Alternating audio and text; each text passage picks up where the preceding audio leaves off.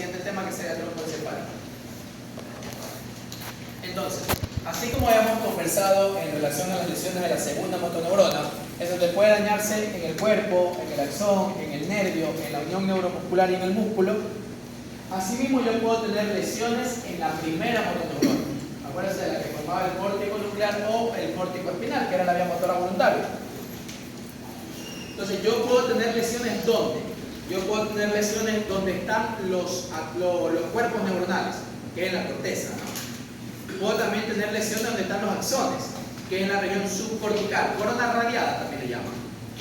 Puedo tener lesión donde se conglomeran y se encuentran todos los fascículos, que se llama la cápsula, capsular. Puedo tener una lesión de la primera motoneurona en el tronco encefálico. O puedo tener una lesión de la primera motoneurona en la médula, porque ahí es que llega, ¿ya? Entonces todos esos trayectos, yo de la primera motoneurona, yo los puedo dañar, se pueden lesionar. Y cuando se lesionan, todos me van a tener una manifestación en común, lesión de primera motoneurona. Hiperreflex, hipertonía, atrofia por desuso. Todos van a tener lo mismo. Pero van a tener un plus que me va a hacer o me va a permitir a mí diferenciar si es que yo estoy en corteza, en subcorteza, en cápsula, bla, bla, bla. ¿Ya? Entonces, por ejemplo, en corteza, recuerde usted, en corteza es donde las fibras están más dispersas. Porque mire usted, en la corteza se dispersan, en el axón se une un poco, en la cápsula se une más todavía, y ellas van recontraunidas. Entonces, a nivel cortical es donde yo las encuentro más dispersas. Por ende, como están más dispersas, es difícil que haya una lesión que me dañe a todas las neuronas por igual, porque están demasiado dispersas. Y además, recordando que esa dispersión es somatotópica. ¿Por qué? Porque en la parte lateral yo tengo los movimientos de la cara y de los brazos, y en la parte medial yo tengo el movimiento de la pierna. Y es difícil que esa zona se dañe todo. Entonces, generalmente ahí se va a dañar una parte más que la otra. Y como se daña una parte más que la otra, el defecto motor va a ser heterogéneo. Entonces el paciente le va a decir, doctor, no puedo mover la mitad del cuerpo, pero no sé, el brazo no lo muevo nada, para nada, pero la pierna sí la muevo, con dificultad, pero la muevo. Entonces usted dice, está más comprometido el brazo que la pierna, es heterogéneo. ¿Dónde está el movimiento del brazo? En la parte lateral. Entonces la lesión tiene que estar a nivel cortical en la parte lateral. O todo lo contrario, dice el doctor, la pierna no la muevo para nada y el brazo la muevo un poquito. Entonces es cortical porque es heterogénea, la pierna es la que está peor. ¿Dónde está la representación de la pierna? En la zona interhemisférica. Entonces la lesión, el infarto, el tumor, la hemorragia, no sé lo que sea, tiene que estar en la zona interhemisférica. Eso me hace pensar a mí en una lesión cortical. Cuando es subcortical y cuando es capsular, como ya los fascículos se han unido, o sea, se han comenzado a conglomerar, entonces ahí sí que se pueden dañar todos por igual. Entonces, la hora de lo heterogéneo que era el cortical, el defecto motor pasa a ser homogéneo. El brazo y la pierna están igual de paralizados, igual de comprometidos. Pero usted me dirá, doctor, ¿y cómo podemos diferenciar si es subcortical o si es capsular? ¿Hay forma de diferenciarlo? Sí. ¿Por qué? Porque en uno de los dos se encuentran ahí cercanas las neuronas que tienen que ver con la conciencia. ¿Cuál es el sistema que tiene que ver con la conciencia? O la sustancia que tiene que ver con la conciencia, que le hemos más o menos conversado o nombrado. La sustancia reticular. Se lo he dicho, acuérdense que la vía espino-retículo-tálamo-cortical es la que lo permite a usted despertar cuando sufre algún trauma. Le peñizcan y usted se despierta. Porque manda la señal a la sustancia reticular y esa sustancia reticular usted lo despierta y se despierta para ver qué pasa, porque le está doliendo y se puede morir. Entonces, esa sustancia reticular que la conversamos de a poquito, llega o se encuentra aquí en la zona subcortical. Y como se encuentra en la zona subcortical, por aquí yo encuentro, entonces, en la subcortical yo voy a tener un paciente con un defecto motor homogéneo, pero con deterioro de conciencia. El paciente, por ejemplo, dice, no puede mover los brazos y la pierna y está como dormido. Usted le deja hablar y se le queda dormido. Usted tiene que despertarlo. O sea, está comprometida la conciencia de ese paciente. Mientras que cuando la lesión es capsular, como ahí no hay sustancia reticular, el paciente está despierto. Dice, doctor, no puedo mover el brazo y la pierna, yo soy diabético, hipertenso, yo vivo en tal lado, estaba parado y de repente ya no podía mover el cuerpo, etc. O sea, está muy consciente el paciente cuando es capsular. pasamos a la lesión del tronco encefálico. Perdón un momento. ¿Aló? Hola. No le escucho. ¿Me manda tarde? Sí, te escucho, pero no te entiendo. Te estoy diciendo gracias. Espera un momento, por favor. Tenemos ahora la lesión del tronco encefálico, no, tronco cerebral, como a usted le gusta decirlo. En el tronco cerebral se suma algo. ¿Qué se suma? ¿Qué hay en el tronco cerebral que no hay arriba, que no hay en la médula? ¿Qué hay? ¿Núcleo de qué cosa? ¿Núcleo de los nervios craneales? Los núcleos de los nervios craneales solo están en el tronco, no hay otro lugar. No hay otro lugar. Entonces, neuroanatómicamente lógico es que si yo tengo una lesión de la vía piramidal en el tronco encefálico, yo voy a tener lesión de nervios craneales. Entonces, esa es una característica que me lo diferencia, salvo unas excepciones que ya medio habíamos conversado, me diferencia la lesión de la vía piramidal del resto, porque aquí yo voy a tener lesión de nervios craneales, ¿ya? Entonces, yo tengo lesión del cuerpo más lesión de nervios craneales. Y mire usted lo que va a pasar ahorita. Digamos que ese es el cuerpo de aquí.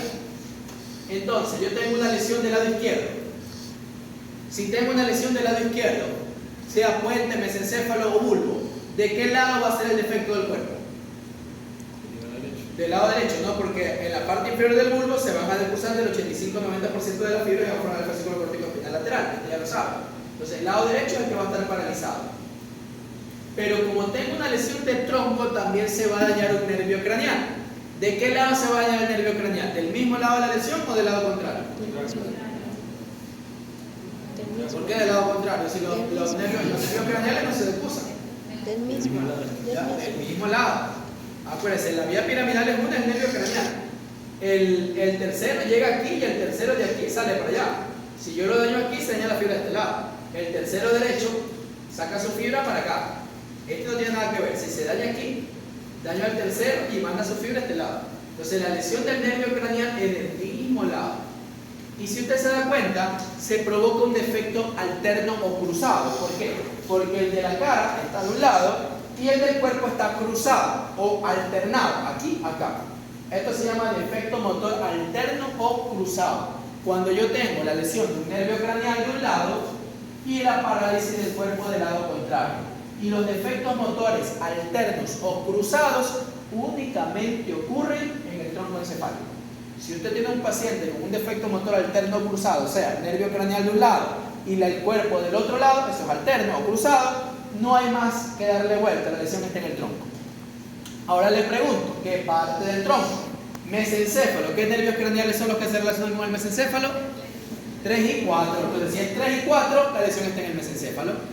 El bulbo, el puente, perdón. 5, 6, 7 6, 7, ¿no? No podemos meter al 8 porque no estamos hablando solo de motores, sino de los nervios craneales. ¿Ya? Y el bulbo, 9, 10, 11 y 12. Entonces, si yo tengo un paciente con una lesión del 9, 10 y 11 derechos y está paralizada la parte izquierda del cuerpo, ¿dónde está la lesión? Primero, mesencéfalo, puente o bulbo. Bulbo. ¿De qué lado? ¿Del lado derecho o del lado izquierdo? Del lado derecho, del lado del nervio craneal. Entonces la lesión está en la mitad derecha del bulbo. Yo tengo una lesión del tercero izquierdo y paralizado de mi cuerpo del lado derecho. ¿Dónde está la lesión? ¿Mesencéfalo, puente o bulbo? Mesencéfalo. ¿De qué lado? Del lado izquierdo. Lesión en mesencefálica izquierda. Lesión en bulbar derecha y regular. Sí, facilito. ¿Ya? Y cuando vemos tronco tenemos que ver cómo sé que está lesionado cada nervio. Y por último tenemos la lesión de la médula, que más a posterior vamos a conversar mejor, ¿ya? Entonces, mire, si queremos ser un poquito más finos, que eso lo vamos a ver en vascular cuando veamos vasos sanguíneos, y recuerde usted lo que ya estamos conversando a cada instante. La parte lateral, cabeza y extremidades superiores. Eso está nutrido por la arteria cerebral media, por ejemplo. Mientras que la parte interhemisférica, que son de las piernas, eso está nutrido por la cerebral anterior. Entonces mire usted, como si yo tengo un infarto, por ejemplo en la cerebral anterior, el paciente va a tener un defecto cortical con predominio de la pierna. Pero si yo tengo un infarto de la cerebral media, va a tener un defecto cortical con predominio del brazo, así como lo que hemos conversado de cortical, ¿ya? Eso cuando vamos síndromes vasculares, cuando vamos vascularización, lo tenemos que volver a recordar. Entonces ahí recapitulamos lo que ya habíamos conversado. ¿Se acuerda usted que dijimos que todos los el fascículo córtico vulvar, córtico nuclear geniculado tiene doble vascularización, doble inervación al nervio craneal del mismo lado y también al del lado contrario, excepto en el nervio facial, la hemicara inferior, y excepto en el hipogloso con el genio gloso. ¿Ya? Entonces ahí nosotros podemos tener, hablando del nervio facial, que es el que más se lesiona, yo puedo tener 3 tipos de lesiones del nervio facial, por ende 3 tipos de parálisis facial. La estructura central de donde sale el facial que tiene al nervio facial es el puente, ¿verdad? Entonces en el puente está el núcleo del nervio facial. Por ende, si se daña el puente, se provoca una parálisis facial nuclear, porque está dañado el núcleo. Si se daña por encima del puente, es decir, corteza, subcorteza o cápsula, a eso yo le voy a llamar parálisis facial supranuclear. Pero, si se daña después del puente, o sea, cuando ya sale el nervio para irse a la cara, que es lo más frecuente, lo que usted más va a ver desde el internado, usted lo va a comenzar a ver, como está dañado después del núcleo, a eso se llama parálisis facial infranuclear. Entonces es importante que usted sepa diferenciar la infranuclear, que es la más frecuente, que es donde usted le hace tomografía, lo manda a la casa, no se tiene que preocupar de forma amplia de una lesión nuclear o supranuclear, donde eso sí es grave, si es un infarto, una hemorragia, un tumor o algo grave, y por ende el paciente tiene que hospitalizarlo y estudiarlo. O sea, usted tiene que diferenciar la que no es grave de la que sí es grave. La de medio, que es nuclear, lo vamos a ver cuando veamos síndrome de tronco. Entonces esa no la vamos a tomar en cuenta. Pero vamos a explicarle de forma súper rápida cómo diferenciar o cómo yo veo una lesión del nervio facial. Entonces del lado derecho lo vamos a ver. Miren, yo tengo dañada la fibra, esto es infranuclear. Y si usted se da cuenta, cuando la lesión es infranuclear, me compromete tanto la fibra superior como la fibra inferior. La fibra superior es la que me permite a mí cerrar los párpados, arrugar la frente, fruncir el ceño. Esas son cosas que me permite la rama superior del nervio facial. La rama inferior del nervio facial prácticamente es la que me permite a mí sonreír de forma simétrica. Entonces, si yo tengo una lesión del nervio facial infranuclear, es decir, después de que sale del puente, yo siempre sí o sí voy a dañar las dos fibras.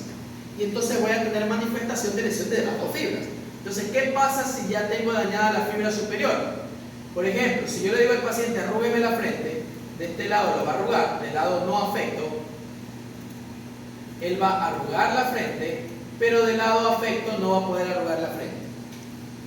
Y algo que usted le dice, cierre los párpados. Entonces el paciente del lado sano, mire, este párpado lo cierra bien bonito, sin problema. Y mire como el lado lesionado, que es este de aquí, no puede cerrar el párpado. Y algo que llama mucho la atención es que aparte de que no cierra el párpado, se ve como se ve solo la parte blanca del ojo. Nosotros no lo vemos, pero cuando cerramos los párpados, el globo ocular rota hacia arriba, ¿ya? Como que protege la pupila. Eso no lo ve usted porque tiene los párpados cerrados. Pero cuando el paciente tiene dañado el nervio facial, no puede cerrar el párpado. Pero el nervio que mueve el ojo no es el facial, son otros nervios, tercero, cuarto y sexto. Entonces el séptimo no cierra el párpado, pero los tercero, cuarto y sexto sí rotan el globo hacia arriba. Entonces el paciente no cierra el párpado, pero el globo sí rota hacia arriba, entonces queda poseído, ¿ya? Entonces esa cosita así blanca que se ve, que es la esclera, se conoce como signo de Bell, ¿ya? Por eso la infranuclear también le llaman parálisis de Bell. Signo de Bell o campana. Y cuando usted le dice al paciente que sonría por compromiso del hemicara inferior, ¿hacia dónde se va la boca? ¿Al lado sano o al lado afecto? Al lado sano. Acuérdense que los músculos son antagonistas, la cara hacia así. Como este está dañado, la boca se va a ir hacia el lado sano. Entonces con la boca le dice a usted hacia dónde está yendo. Se va hacia el lado sano. Entonces esto es una parálisis facial infranuclear del lado izquierdo. Ahora, entonces primero para saber si es infranuclear, que es la más benigna, lo primero que usted tiene que ver es que compromete mi cara superior y mi cara inferior. Si compromete mi cara superior e inferior, eso es un punto positivo para la infranuclear, que es la benigna. El resto es que usted tiene que ver cómo está el cuerpo. Tiene que evaluar la función motora del cuerpo. Usted ya sabe, los reflejos y todo ese tipo de cosas. Entonces, en la parálisis facial infranuclear, Mire ¿usted cree que va a estar comprometida la vía piramidal? Aquí está la lesión, ¿va a estar comprometida la vía piramidal? No, pues si la vía piramidal nace acá, baja por aquí, la vía piramidal no va al sistema nervioso periférico. Esto ya está en el sistema nervioso periférico, esto es afuera. Aquí no hay compromiso de la vía piramidal, entonces el paciente no tiene defecto motor. Entonces, dos cosas básicas que usted tiene que ver cuando un paciente tiene parálisis facial, que se le dio la boca, son los más notorios. Primero, que tenga compromiso de mi cara superior. Si tiene compromiso de mi cara superior, no se puede. Y segundo, que no tenga defecto motor. Si tiene compromiso de mi cara superior y no tiene defecto motor, eso es infranuclear. Usted le manda ahí unas pastillitas, algo, lo manda a la cara, doctor, tomografía. No necesita, porque esto no se ve por tomografía. Si es tomografía, un infarto, un tumor de hemorragia, algo. Esto no se ve por tomografía. Pero usted tiene que analizarlo. Porque sí hay parálisis faciales que me pueden ser provocadas por un tumor de hemorragia o un infarto. Como por ejemplo, la de medio que lo vamos a ver ahora porque es de tronco y luego veremos las lesiones de tronco. Como por ejemplo, las lesiones a nivel cortical, subcortical o capsular. Porque acuérdese usted que el nervio facial es el único nervio, junto con el hipogloso, que tiene representación un poco rara a nivel supranuclear. Acuérdense que le dije que el resto recibía fibras de los dos lados. Pero el 7 y el 12, no, el 7 y el 12, la hemicara inferior solo del lado contrario. Y del 12, el geniogloso solo del lado contrario. Imagínense usted. Entonces, ¿qué pasa si yo tengo una lesión, sea cortical, subcortical o capsular? Mire usted, aquí está la lesión, no, del lado derecho. Entonces, ¿la hemicara superior tiene doble representación o solo una? ¿La hemicara superior es doble representación o solo una? ¿Recibe fibras de los dos lados o solo de un lado? De los dos lados. Entonces, la hemicara superior nunca se va a ver comprometida, porque si daña el derecho, le compensa el izquierdo. Si daña el izquierdo, le compensa el derecho. No hay cómo perderse ahí. Si ve usted, la hemicara superior no se compromete, a diferencia de la infranuclear. A veces la gente se confunde, no, pero doctor, si tiene menos paralizado es mejor. Si está más paralizado es peor. No, si tiene más paralizado es infranuclear, y la infranuclear es benigna. Entonces, como la hemicara superior tiene doble representación, nunca va a haber compromiso, no hay signo de velo. El paciente sí puede cerrar un párpado, sí va a arrugar la frente de los dos lados, no hay problema. Pero, ¿qué pasa con la hemicara inferior? Entonces, si nosotros nos ponemos a graficar, miren, esta sería la hemicara inferior que recibe fibras del lado contrario.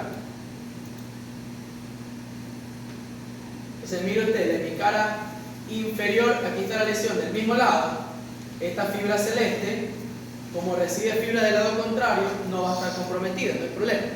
Pero ¿qué pasa con la hemicara inferior del lado contrario de la lesión? Veamos, celeste, celeste, celeste, ¿está dañada o está bien? Está dañada. ¿Y tiene otra que la compensa del otro lado? No, porque la hemicara inferior solo recibe del lado contrario, entonces aquí va a estar el problema.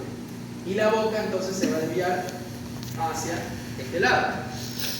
Entonces, mire usted, la parálisis supranuclear, en este caso está del lado izquierdo. Y si yo tengo una lesión derecha, ¿qué parte del cuerpo se va a paralizar? La parte izquierda del cuerpo. Y si ve usted como aquí ya no hay un defecto motor alterno o cruzado. Porque mire que la parálisis del cuerpo y de la cara son ambos del mismo lado, ambos del lado contrario de la lesión. Entonces aquí ya no es cruzado porque no están alternando. A esto se llama defecto motor directo. Hay defecto motor cruzado y defecto motor directo. Cuando yo tengo un defecto motor cruzado, ¿dónde está la lesión? ¿En él? ¿Dónde está la lesión en el defecto motor cruzado o alterno? Cuando el nervio craneal está de un lado y la parálisis del cuerpo está del otro lado. En el tronco encefálico, sea puente, sea bulbo, sea mesencéfalo. Cualquiera de esos tres que a usted le guste, pero tiene que ser tronco.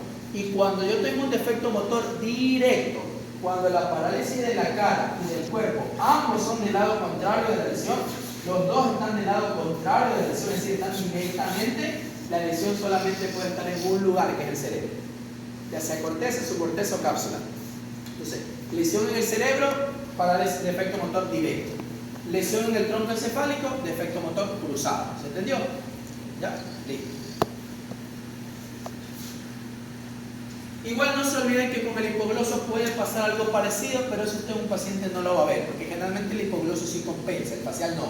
Eso del facial usted lo va a ver sí o sí en el transcurso de su vida, por lo menos mientras esté en la parte general que tenga que ver de todo, sí o sí va a haber una parálisis facial supranuclear. Lo del geniogloso generalmente no pasa, o sea, en teoría las lesiones cerebrales sí me pueden comprometer el geniogloso, porque el geniogloso también es cruzado, pero el cuerpo lo sabe compensar y luego usted ni siquiera lo va a ver. ¿Ya? Pero la parálisis facial supranuclear y la infranuclear sí lo tienen que saber, y no se olviden que el geniogloso también recibe fibras cruzadas. ¿Ya? Cuando hablamos nosotros de la médula, las lesiones a nivel de la médula, de la primera motoneurona, recuerde usted que la médula espinal llega hasta qué nivel, hasta qué nivel vertebral, hasta L1 máximo, ¿no? L1, L2 a lo mucho. Entonces máximo llega hasta L1, por ahí L2. Es decir, que a grosso modo podríamos decir que médula hay a nivel cervical y a nivel torácico, pero a nivel lumbar y a nivel hay raíces. Y las raíces no se olviden que son los axones de la segunda motoneurona, porque la primera nunca sale del sistema nervioso central. Entonces, a nivel medular, si yo tengo un compromiso de la médula cervical, está comprometida un tumor, me invento, la médula cervical, ¿qué no voy a poder mover? ¿Los brazos, las piernas o las cuatro extremidades? Las cuatro extremidades, porque de aquí para abajo se daña. Entonces la fibra no llega aquí a mis brazos y peor van a llegar a mis piernas. Entonces yo tengo aquí una lesión por compromiso de la médula que compromete las cuatro extremidades. Mire usted el tumor, la parte que está más afuera es la primera motoneurona. Entonces me va a dar un síndrome de primera motoneurona en las cuatro extremidades. ¿Ya? Si yo tengo ahora una lesión a nivel torácica, aquí, a nivel del tórax, ¿qué no muevo? ¿Los brazos, las piernas o las cuatro extremidades? Las piernas, no, porque los brazos no hay problema. El problema es aquí. Ya no sigue hacia abajo y por ende las piernas no las puedo mover. ¿Ya? Pero ¿qué me comprime? ¿La médula o raíces? Todavía tengo médula, me va a comprimir la médula. Entonces no puedo mover las piernas, pero me comprime la médula, por ende me da un síndrome de primera motoneurona, hiperreflexia, hipertonía, atrofia por desuso. Pero ¿qué pasa cuando la lesión está a nivel lumbar?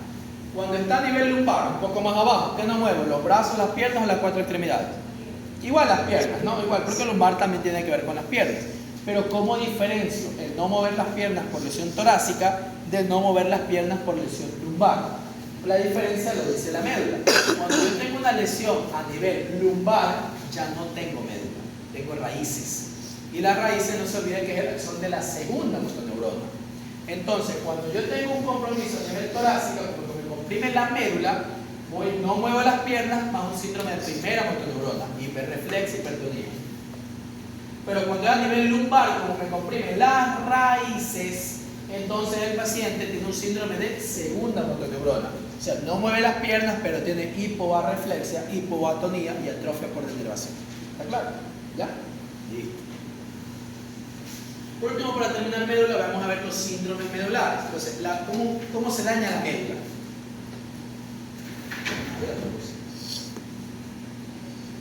Debemos recordar la anatomía básica de la médula. Lo rojo que está ahí es la vía piramidal. Acuérdense que aquí la vía piramidal no se cruza en la médula, ya se cruzó arriba en el bulbo. Y un concepto que usted lo tiene que tener claro: si el fascículo no se cruza en la médula, la manifestación es del mismo lado. O sea, si daño la vía piramidal derecha, el paciente no mueve el lado derecho. Si daño la vía piramidal izquierda, no mueve el lado izquierdo. ¿Ya? El cordón posterior, que es el que está con verde, tampoco se cruza en la médula. Se cruza arriba, en el bulbo. ¿Ya? Entonces no tiene nada que ver, estamos hablando de médula. Entonces, así mismo, cordón posterior derecho si se daña, manifestación derecha, izquierdo, izquierdo. El único fascículo que nos interesa conversar que sí se cruza en la médula son los espinotalámicos. Acuérdense usted, el espino talámico lateral se cruzaba cerca del canal central de la médula, y el espino talámico, y el espino talámico anterior, que se cruza un poquito más abajo del canal central de la médula.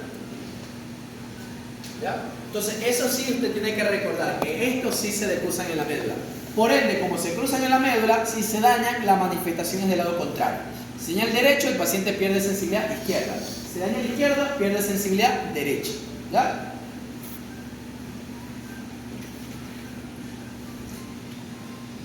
Ahora vamos a ir dañando. ¿Dónde se puede dañar la médula? Por ejemplo, en el centro. La médula en el centro tiene un canal bien chiquitito que se llama canal central de la médula, que eso por sus profundos conocimientos de Henry le tienen que haber explicado que hay un tubo neural y ese tubo neural en determinados lugares se ensancha o no. En la médula se queda bien chiquitito. Esa zona de ahí que es muy pequeñita se puede ensanchar, por ejemplo, la principal causa es tumoral, que hay un tumor ahí que lo comprima y que lo dilata. ¿Ya? Por ahí pasa nictocefalorraquídeo. Entonces, si se daña el canal central de la médula, ¿cuál es el primer fascículo que se va a afectar? ¿Cuál es el fascículo que pasa más cerca del canal central de la médula? ¿El espinotalámico? Lateral. Entonces, la primera manifestación de una lesión centromedular es la alteración de la sensibilidad del espinotalámico lateral. ¿Cuál es la función del espinotalámico lateral? Temperatura y dolor. Entonces, lo primero que hacen es pérdida de temperatura y dolor, térmica y dolorosa. ¿Ya? Térmica y dolorosa. Si es que está a nivel cervical, pues las 4 extremidades. Si es que está a nivel torácico, pues las extremidades inferiores. Y si está a nivel lumbar, no tengo médula, no tengo raíces solamente. Estos son síndromes medulares. Aquí estas lesiones son o cervicales o torácicas. En lumbar no tengo médula ya, tengo raíces. Estamos hablando de lesiones de médula. Ahora, lo que sí recuerde usted, la lesión crece y el fascículo lo primero que va a dañar es la parte medial, porque la lesión está medial. Entonces, ¿qué es lo primero que me va a comprometer? ¿Los brazos o las piernas? ¿Quién circula medial de los fascículos espinotalámicos? ¿Los brazos o las piernas? Los brazos. Entonces, lo primero que va a hacer es pérdida de temperatura y dolor en los brazos. Entonces, el paciente le dice, doctor, me quemo y no me duele. Cojo hielo y no siento. Me pellizcan y no me duele. No sé, más en las piernas sí siento, pero en los brazos no siento nada. Entonces, alteración de la temperatura y dolor. Esta lesión, evidentemente, luego puede crecer y comprometer la pierna, puede coger el espinotalámico anterior para tacto, puede crecer y dañar la vía piramidal y provocarme defecto motor. O sea, en dependencia del crecimiento de la lesión. Pero si vamos de pequeño hacia más grande, pues lo primero que pierde es térmica y dolorosa, principalmente de los brazos. ¿Ya? ¿Dónde más se puede dañar? En el cordón posterior, por ejemplo. El cordón posterior, sea el derecho o ambos. Puede dañarse el cordón posterior derecho, el cordón posterior izquierdo o ambos. Causa, ¿qué lo puede dañar? Por ejemplo, puede ser una causa vascular. Acuérdense usted que hay una arteria que nutre solo el cordón posterior. Bueno, una arteria que nutre solo el cordón posterior. La arteria espinal posterior. La arteria espinal posterior derecha nutre el cordón posterior derecho. Y la arteria espinal posterior izquierda nutre el cordón posterior izquierdo. Entonces, si por algún motivo se tapa una de estas arterias, se va a dañar el cordón de lado. Se tapa la derecha, el cordón derecho. Se tapa la izquierda, el cordón izquierdo. Se tapan las dos, ambos cordones posteriores. Una causa. Otra causa, por ejemplo, es el déficit de vitamina B12. También me puede provocar lesión del cordón posterior. Otra causa que es muy nombrada, pero la verdad en teoría no es tan frecuente porque es una enfermedad que es fácil de tratar, que es el tabes dorsal. El tabes dorsal es la lesión del cordón posterior por sífilis. Entonces, una persona que tiene esta enfermedad de transmisión sexual y que no se la trata de forma adecuada. Como bueno, las enfermedades de transmisión sexual tienen su tabú, ¿no? Quizás eso puede hacer que se retarde en la parte del tratamiento. En teoría eso ya no es posible porque hay muchas formas de acceder a la salud. Entonces en teoría no hay ningún tipo de problema, pero puede pasar. Entonces esa persona que tiene sífilis no se trata de forma adecuada, deja pasar la enfermedad y después de 15, 20 años esa bacteria puede llegar al cerebro y demenciarlo, o puede llegar al cordón posterior y provocar el tabes dorsal. Ojo que el tabes dorsal es la lesión del cordón posterior por sífilis. O sea, tabes dorsal es sífilis en el cordón posterior. El resto es lesión del cordón posterior. ¿Ya? Lesión del cordón posterior. Tabes es por sífilis. Entonces, ¿cuáles van a ser las características? Pues que se pierde la función del cordón posterior. Si se da del lado derecho, ¿de qué lado se va a perder la función? ¿Del lado derecho o del lado izquierdo? Del lado derecho. Si se da del izquierdo, si se dan los dos, de los dos lados. ¿Cuáles son las funciones del cordón posterior? Tacto fino, proposición consciente, reconocer la parte del cuerpo, vibración, peso y presión. Entonces, eso lo pierde el paciente del lado que esté afecto o del otro lado. Incluso la literatura habla de una marcha especial que hacen ellos, que usted los ve caminar. Usted lo ve caminar. O sea, el paciente, como no sabe dónde están las partes de su cuerpo, para poder caminar, él tiene que ver sus pies. O sea, él camina viendo sus pies. Es la única forma de poder caminar. Se llama la marcha del paciente con lesión de cordón posterior, o marcha tabética, ¿no? Le ponen mucho el nombre del tabas, o marcha tabética. Dicen que las muletas del paciente con lesión coronal posterior son sus ojos. Así como alguien usa muletas para poder caminar y se las quita, se cae, el paciente necesita sus ojos para caminar, porque si no ve sus pies se cae. ¿Ya? Entonces se llama tabes dorsal, la que es por sífilis, y el resto de lesión de cordón posterior. También se puede dañar se llama síndrome medular anterior, se daña casi toda la médula. Lo único que queda vivo es el cordón posterior. Entonces ahí la bolita como que no es muy grande, pero mire, se daña todo esto también ya. Se daña todo, lo único que queda vivo es el cordón posterior. Entonces el paciente, como daña las dos vías piramidales, pierde la parte motora de ambos lados. Si es a nivel cervical, las 4 extremidades. Si es a nivel torácico, las pierde. Si es a nivel lumbar, no hay médula a nivel lumbar, no, solamente es torácico. La parte de la sensibilidad superficial también se pierde, tacto, temperatura y dolor, porque están dañados los dos espinotalámicos, los del lado. Lo único que tiene todavía es función profunda. Presión, peso, vibración, es lo único que va a sentir el paciente. Se llama síndrome medular anterior, lesión medular anterior, porque generalmente se produce por el infarto de la arteria espinal anterior. La arteria espinal anterior nutre toda la médula menos el cordón posterior. Por el cordón posterior parece que ya dijimos que es por la arteria espinal posterior. ¿Ya? Luego tenemos el síndrome hemimedular, la lesión solo de la mitad de la médula. Ya se fue escrito por Bronce 4. Solamente estaba lesionada la mitad de la médula. Entonces, usted entiende, si solamente está dañada la mitad de la médula, yo voy a tener una imagen en espejo contrario, ¿no? Lo que esté bien de este lado va a estar mal. Lo que esté mal de este lado va a estar bien. Y no se olvide, si el fascículo no se cruza en la médula, la lesión está del mismo lado. Y si el fascículo sí se cruza en la médula, la lesión está del lado contrario. ¿Ya? Entonces nos vamos a basar en 3 funciones básicas. La parte motora, que tiene que ver con la vía piramidal, la sensibilidad superficial, que tiene que ver con los espinotalámicos, y la sensibilidad profunda, que tiene que ver con el cordón posterior. Entonces, ¿cómo va a estar la parte motora del mismo lado de la lesión? ¿Está bien o va a estar mal? ¿Qué opina usted? ¿Se cruza o no se cruza la vía piramidal en la médula? No se cruza, entonces se tiene que manifestar del mismo lado. Porque recuerden, mire, por ejemplo, aquí está el fascículo. Él manda su señal del mismo lado. Entonces, si lo daño aquí, la manifestación es del mismo lado. Igual que el cordón posterior.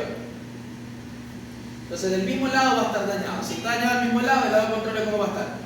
Tiene que estar bien, no todo lo contrario, siempre del lado opuesto. Vamos a ver la sensibilidad profunda, el cordón posterior. ¿Se cruza o no se cruza en la médula? No se cruza. Entonces, del mismo lado de la lesión, ¿cómo va a estar la sensibilidad profunda? ¿Va a estar bien o va a estar mal? Va a estar mal. Y por lógica, del lado contrario va a estar bien, ¿no? Y por último, la sensibilidad, no se chupe por último, la sensibilidad superficial. ¿Se cruza o no se cruzan los espinotalámicos? Sí. Se cruzan, son los únicos que se cruzan en la médula, ¿no? Entonces, del mismo lado de la lesión, ¿cómo va a estar la sensibilidad superficial? Bien. Va a estar bien. Y del lado contrario, va a estar mal. Entonces, así usted identifica un síndrome hemimedular. Mire, cuando yo era estudiante, mi profesor nos contaba un caso que yo vi de un paciente que había estado en un bar, había estado tomando en un bar, parece que se había puesto un poco complicado él, y en la riña alguien le dio un botellazo, le dio un botellazo en la cabeza. Ya, se cayó y bueno, lo llevaron al hospital. La cosa es que cuando despierta, él no podía mover la parte derecha del cuerpo, ni los brazos ni las piernas. Entonces, evidentemente, le damos un botellazo en la cabeza, no puede mover brazos ni piernas del lado derecho. Guarde el teléfono que yo lo saco. ¿Quiere tener el teléfono en la mano? Guárdelo mejor. Bueno, ya, le creo. Entonces, no puede mover la parte derecha del cuerpo. Le dieron un botellazo. Evidentemente, alguien pensó, le dieron un botellazo, tiene un hematoma, le lesionaron el cerebro, ¿no? Le hacen una tomografía, la tomografía es normal. Le hacen una resonancia magnética porque la tomografía salió normal y el paciente no podía mover la parte derecha del cuerpo. Le hacen una resonancia del encéfalo. Perfecto. Entonces quedaba la duda, ¿por qué el paciente no puede mover la parte derecha del cuerpo, la tomografía y la resonancia son normales? Entonces, bueno, ellos ya llegaron a su límite, no tuvieron que llamar a los no públicos, llaman a los neuros. Entonces, bajan ellos, valoran al paciente y lo revisan. Efectivamente tenía un defecto motor derecho, eso era innegable, no movía el brazo ni la pierna derecha. Pero lo que llamaba la atención es que es verdad que no movía el brazo ni la pierna derecha, pero la sensibilidad superficial de ese lado estaba conservada.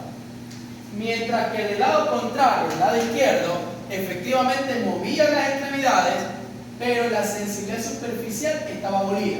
O sea, no sentía del lado que sí movía. O sea, ahí fue que ellos dijeron, no, pues por eso es que salen los malos estudios, porque la lesión no está en el cerebro, la lesión está en la médula.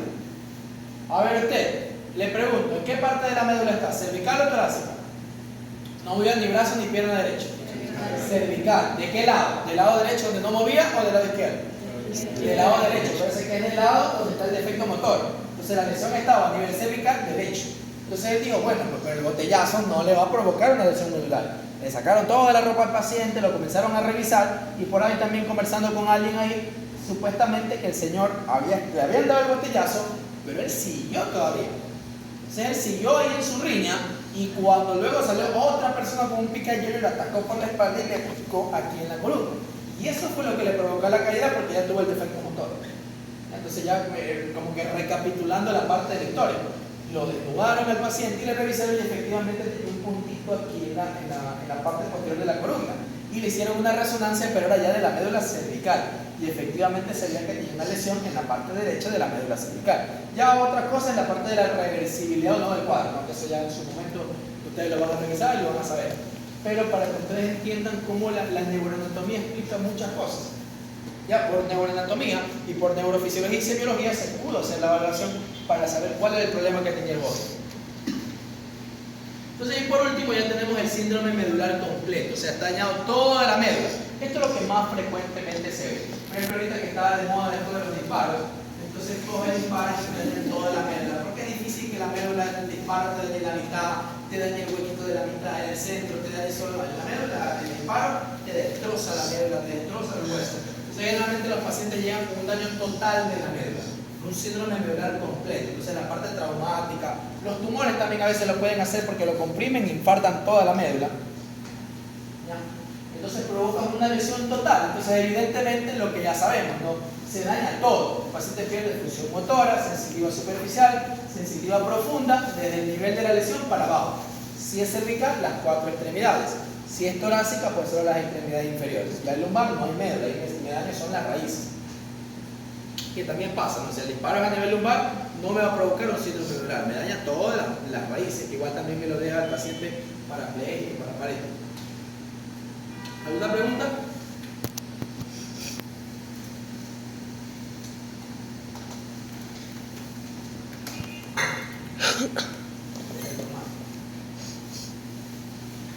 A ver, entonces, ya con lo anterior terminamos nosotros el capítulo de médula espinal. Miren que hemos visto varios casos que usted puede elegir ahí a gusto de usted el caso que quiera presentar en el segundo parcial. Pilares, neuronas, neuronas, enfermedades, localizaciones específicas. Usted tiene ahí para hacer lo que guste. Y más cosas que vamos a ver.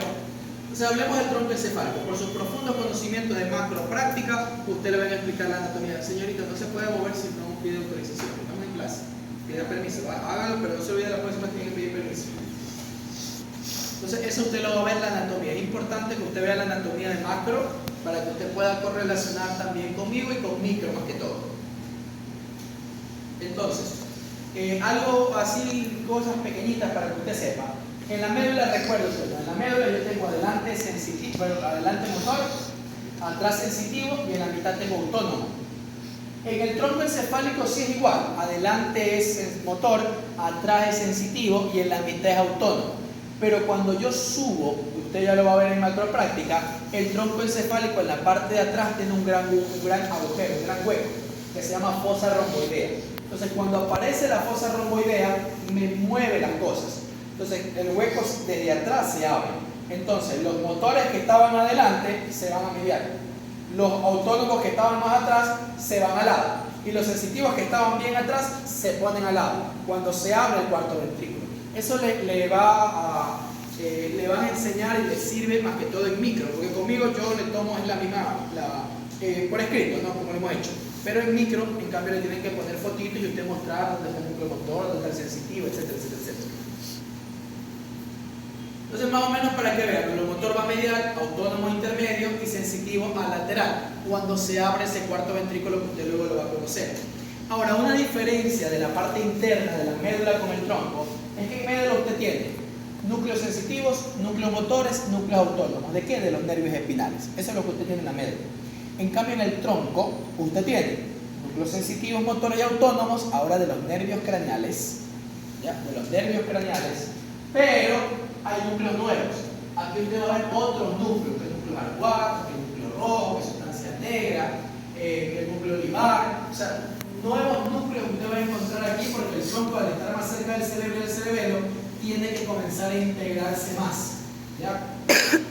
Y lo otro, que más que todo le sirve en micro, es que aparte de los núcleos de los nervios craneales, más esos núcleos extras, usted va a ver por ahí circulando y pasando a los fascículos de la médula. Va a ver por ahí el espino talámico lateral que va subiendo para irse al cerebro, va a ir bajando la vía piramidal que está bajando y entonces la médula, y usted lo va a encontrar ahí todo mezclado. Solo que hace que se pone un poquito más difícil que la historia con tronco, pero ahí vamos viendo cómo lo mejoramos, ¿ya? Entonces comencemos de abajo hacia arriba. Primero veamos bulbo raquídeo, también llamado médula oblongada. Algo que usted tiene que recordar. Como usted sabe muy bien, la médula espinal es esta, y hacia arriba se continúa con el bulbo. Si usted lo ve o cuando lo vea, el bulbo raquídeo es así, o sea, el bulbo raquídeo es la continuación hacia arriba de la médula, pero es más gordita que la médula. Por eso el bulbo raquídeo también se llama médula oblongada, porque es como la médula, pero más gordita. Entonces, el bulbo raquídeo o médula oblongada. Y la diferenciación, la zona que me dice hasta aquí es bulbo y hasta aquí es médula, es la gran descruzación motora. El cruce del 85-90% de la fibra del fascículo córtico espinal es el que me marca. Entonces, ese cruce sería el límite inferior del bulbo y el límite superior de la médula. Es esa unión. ¿Ya? Esa unión lo da la descruzación motora. O sea, la descruzación motora es la parte más inferior del bulbo y la parte más superior de la médula. Entonces, cuando usted ve los cortes, que lo va a ver un poco más ordenado en micro, el corte más inferior que usted le van a mostrar es este de aquí, donde está la descruzación motora. Es el corte más inferior del bulbo raquídeo. Entonces, mire lo que estábamos conversando. Veo elementos que ya vi en médula espinal. Por ejemplo, veo la descruzación motora, que ya la hemos conversado. Acá están las fibras. ¿Qué más veo? Veo, miren, por ejemplo, al fascículo espino cerebeloso posterior, que ya mismo se va por el pedúnculo cerebeloso inferior al cerebelo. Veo al espino cerebeloso anterior, que va a subir para irse por el pedúnculo cerebeloso superior al cerebelo. Veo a los dos espinos talámicos, que como estoy aquí en la transición con bulbo, ya mismo se unen y forman el hemnisco espinal. Veo al vestíbulo espinal que está bajando para irse a la médula espinal, a la zona de 100.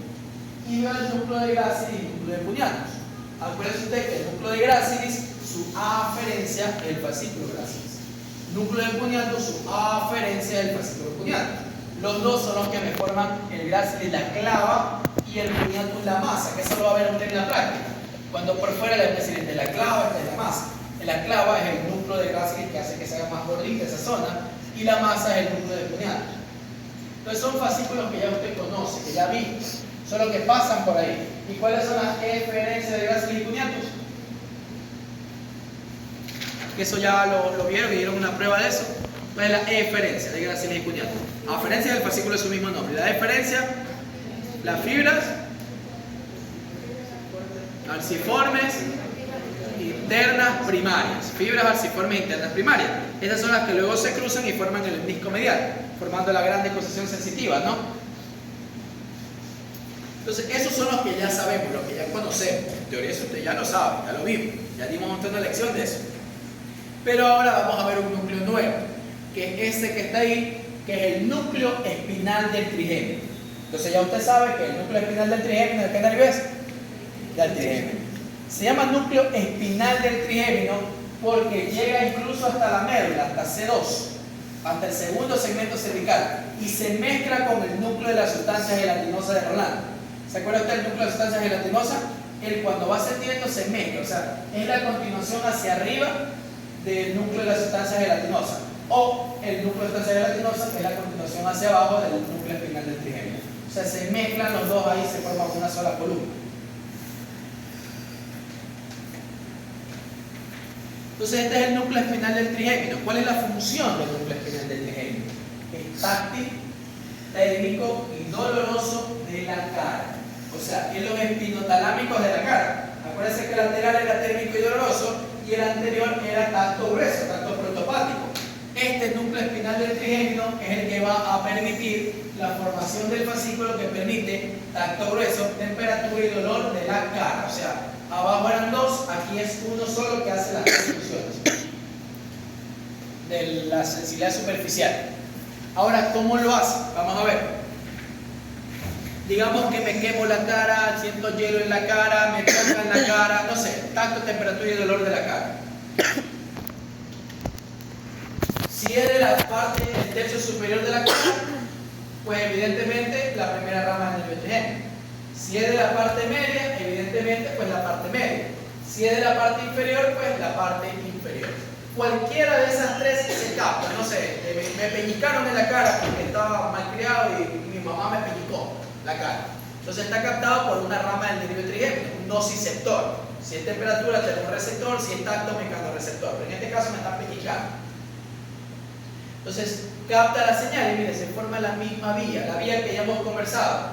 Llega y se encuentra con el primer estacionamiento neuronal o la neurona del primer orden.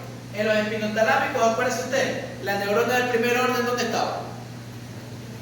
En los espinotalámicos. En el ganglio de la raíz posterior. Asimismo, aquí el primer estacionamiento es un ganglio, siempre es un ganglio. Acuérdense que se dice que siempre es un ganglio, la diferencia es el nombre. Abajo era ganglio espinal. Aquí, ¿cómo se llama el ganglio del trigémino? Ganglio del trigémino. Entonces, el ganglio, acuérdense que había un ganglio sensitivo, lo vimos en el primer día de clase cuando nos conocimos. El 5, el 7, el 9 y el 10, por ser mixto, tienen ganglio. Y tiene su ganglio que es el ganglio 7, por favor. El ganglio del trigémino. Entonces, este ganglio del trigémino es el primer estacionamiento neuronal. Antes le llamaban ganglio de Gasa. Entonces, de ahí manda su señal a buscar el segundo estacionamiento. ¿Dónde está el segundo estacionamiento? En el tronco, como cuando estaba en el cuerpo en la médula. Entonces, ingresa, forma este fascículo que se llama tracto espinal del trigémino y llega y va a buscar a su segundo estacionamiento neuronal, que es el núcleo que estamos conversando. El segundo estacionamiento es el núcleo espinal del trigémino. El núcleo espinal del trigémino tiene una porción oral, que es el que capta la sensibilidad de la boca, lo que está dentro de la boca, menos los dientes. El interpolar es de los dientes. Y el caudal es del resto de la cara, de la frente, de la mejilla, de la mandíbula, etc. ¿Ya? Entonces, teniendo esas tres porciones, llega aquí al núcleo espinal del trigémino y del núcleo espinal del trigémino sale un fascículo que va hacia el tálamo. ¿Cómo se va a llamar el fascículo? Si va al tálamo. Del núcleo espinal del trigémino al tálamo. ¿Se va a llamar? Del trigémino al tálamo. ¿Cómo va? Trigémino talámico. Fascículo trigémino talámico. Como hay dos, que ya luego veremos el otro, este es trigémino talámico anterior. También se le llaman fibras arciformes internas secundarias. Acuérdense que la primaria era la de gráciles y cuñatos. Estas son las secundarias. Porque si usted ve, mire, gráciles y cuñatos me manda una arciforme interna primaria y este de aquí es el que me va a mandar la secundaria, porque se llama primaria y secundaria. ¿Ya? Entonces de ahí me emite el fascículo trigémino talámico anterior o fibras arciformes internas secundarias. Yo le pasé a su coordinador un PowerPoint, que ahí está un resumen que dice núcleos, aferencia, deferencia, función. Núcleos, aferencia, deferencia, todos estos núcleos que le estoy nombrando, ahí está aferencia, deferencia y función, como un resumen de lo que le estoy diciendo yo acá. ¿Ya? Y al final están los nervios, cada nervio craneano con los núcleos que le corresponde a cada nervio, porque aquí vamos a ver muchos núcleos dispersos, pero cada núcleo representa un nervio craneano, o sea, que están dispersos entre todo el tronco. De aquí va a salir las fibras trigémino talámicos anteriores, que ascienden y en la unión bulbo con el puente se decusa para el otro lado y se va al tálamo. específicamente al núcleo ventral póstero medial del tálamo. Acuérdate que el lateral llegaba el lemnisco espinal y el lemnisco medial. Aquí tenemos ahora el núcleo ventral póstero medial del tálamo. Las fibras trigémino-talámicas anteriores o fibras arciformes internas secundarias, porque las primarias eran de gráciles y cuneados. ¿Ya? ¿Estamos claros? ¿Otra pregunta, duda, inquietud o algo? Ya. Ahora, mire, yo tengo tres nervios craneales que son el 7, que son el 7, el 9 y el 10. El 7, el 9 y el 10 también captan sensibilidad en la cara. El 7 es el que le capta la sensibilidad de la oreja y del conducto auditivo externo. Incluso en una zona que se llama zona de Ramsay-Hunt, ya que fue descrita por este señor, que es la zona aquí del conducto auditivo externo. Aquí le puede caer herpes a determinadas personas y eso le puede producir parálisis facial infranuclear, la que compromete mi cara superior e inferior y que el cuerpo lo moviliza normal, lo puede provocar. El virus del herpes es un virus que le gustan los nervios, le encantan los nervios. Por eso él siempre va a coger un nervio. En este caso, por ejemplo, puede coger el conducto auditivo externo porque le gustó el nervio 7. ¿Ya? Entonces el 7 capta sensibilidad. El 9 también. El 9, por ejemplo, capta sensibilidad de la dura madre, capta sensibilidad del oído medio, capta sensibilidad de la faringe también. El 10 capta también sensibilidad de la dura madre, de la oreja también igual que el 7, del conducto auditivo externo igual que el 7, sea un poquito más abajo, la línea, parte superior del esófago. O sea, captan sensibilidad. Pero ¿cuál es el problema? Ellos captan sensibilidad. Tienen núcleos sensitivos, ¿sí se acuerdan, no? El 5, el 7, el 9 y el 10 tienen núcleos sensitivos. Entonces no hay problema con eso. El 7 con su núcleo sensitivo capta la sensibilidad de lo que le dije. El 9 con su núcleo sensitivo, que es el núcleo del glosofaringeo, capta la sensibilidad de lo que le dije, no hay problema. El 10 con su núcleo sensitivo capta la sensibilidad de lo que le dije, no hay problema. Pero ¿cuál es el problema para el 7, para el 9 y para el 10? Que no tienen núcleo para esa sensibilidad. Ya luego veremos que el 10 tiene núcleo para los movimientos de las vísceras torácicas, de las vísceras abdominales. El 7 tiene núcleo para la producción de saliva, producción de lágrimas, para mover la cara. Pero no tienen núcleos para la sensibilidad de lo que les estoy comentando. Entonces, ellos tienen ganglios sensitivos, pero no tienen núcleo con esa función. ¿Qué les toca a ellos? Les toca tomar como segundo estacionamiento neuronal al núcleo sensitivo del trigémino. Y sus fibras ascienden también como fascículo trigémino talámico. Entonces al núcleo espinal del trigémino no solo le llegan las fibras del trigémino, también le llegan las fibras del 7, 9 y 10 que captan esa sensibilidad del cuerpo. ¿Ya? ¿Por qué es así? Solo Dios sabe por qué va a ser así, pero la cosa es que ellos cogen esas fibras. ¿Ya? Entonces tienen ganglio, su propio ganglio, el 7 si tiene, el 9 tiene su ganglio, no hay problema. Pero cuando entran al tronco encefálico, cualquiera de los tres entran al tronco encefálico, no tienen un núcleo para eso, porque sus núcleos no tienen esas funciones. Entonces, ¿qué les toca hacer a ellos? Utilizar su segundo estacionamiento neuronal al núcleo espinal del trigémino y sus fibras se suman a las trigémino-talámicas anteriores. ¿Quedó claro? O sea, al núcleo espinal del trigémino no solo le llega el trigémino, le llega el 7, el 9 y el 10. ¿Ya? Entonces, las tres fibras también llegan aquí. El ganglio sí le llega solo el trigémino, porque ellos sí tienen su ganglio, pero luego al núcleo le tienen que pedir prestado. El trigémino siempre anda prestando cosas. Los ganglios que los prestan. ¿Alguna pregunta, duda? Estamos claros. Respecto a lo que indicaba de oral o interpolar, directamente el trigémino solo va a entrar para lo que es el oral. Claro, no quería, porque no, oral es boca. Claro. Oral es boca, interpolar son dientes y la caudal es el resto de la cara. Estos 7, 9 y 10 serían caudal, y es casi todo. El oral es la boca. Eso es el trigémino.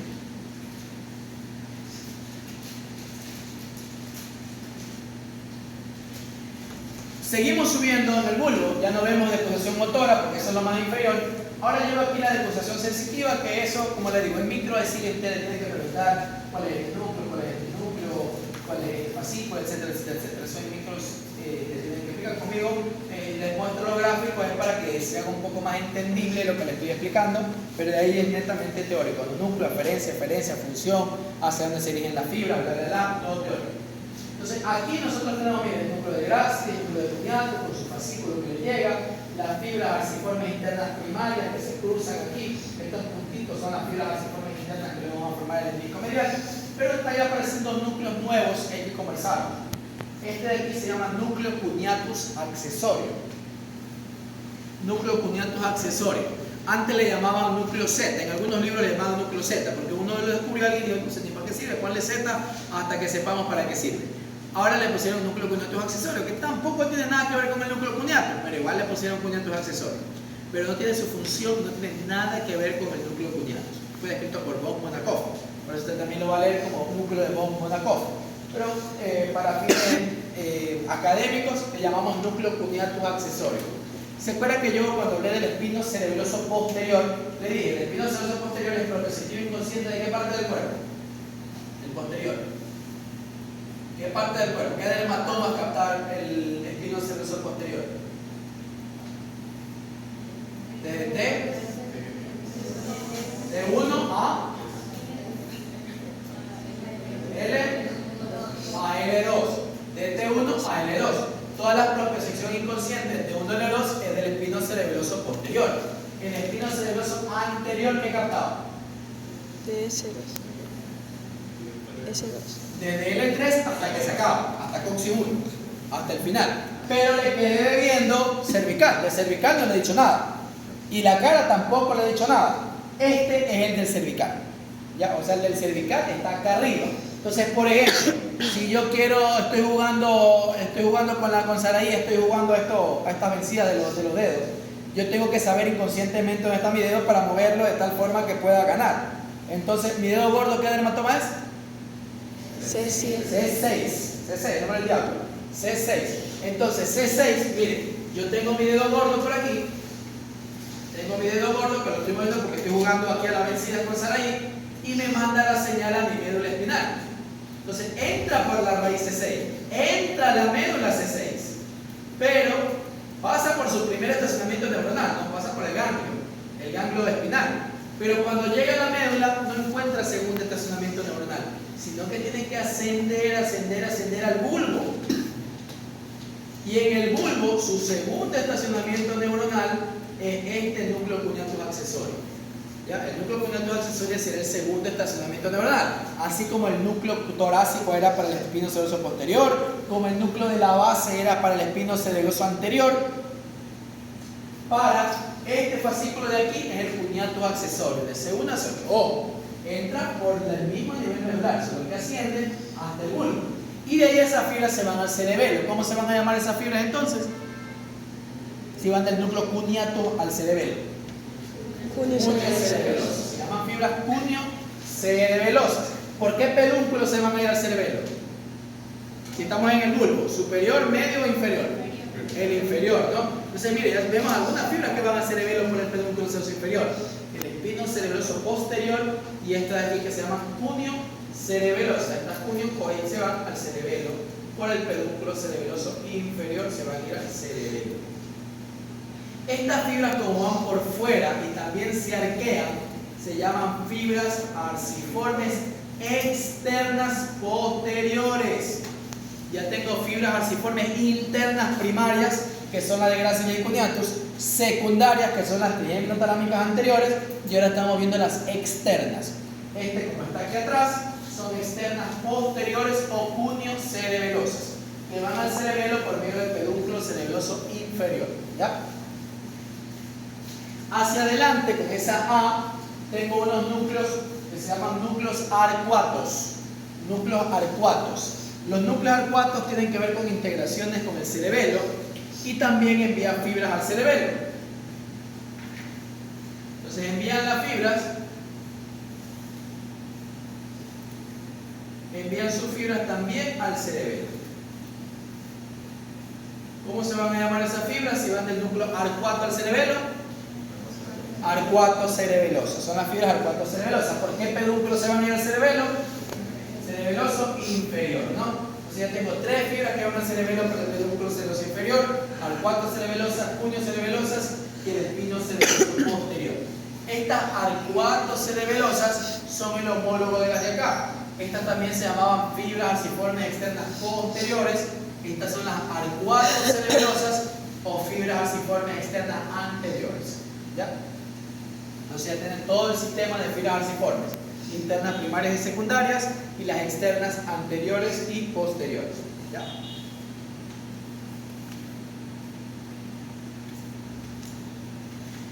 Ahora, mire usted como ya el bulbo en la parte posterior ya se abrió, ya está formando el cuarto ventrículo. Entonces los núcleos comenzaron a condensarse hacia la línea media.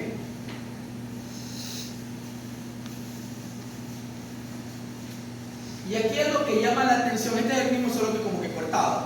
Algo que llama la atención, mire usted, este núcleo que se llama núcleo de la oliva, que parece como un intestino. Este núcleo de la oliva, que tiene la oliva, el núcleo principal que es ese, y unos núcleos accesorios que es el medial y el posterior, que luego lo va a ver.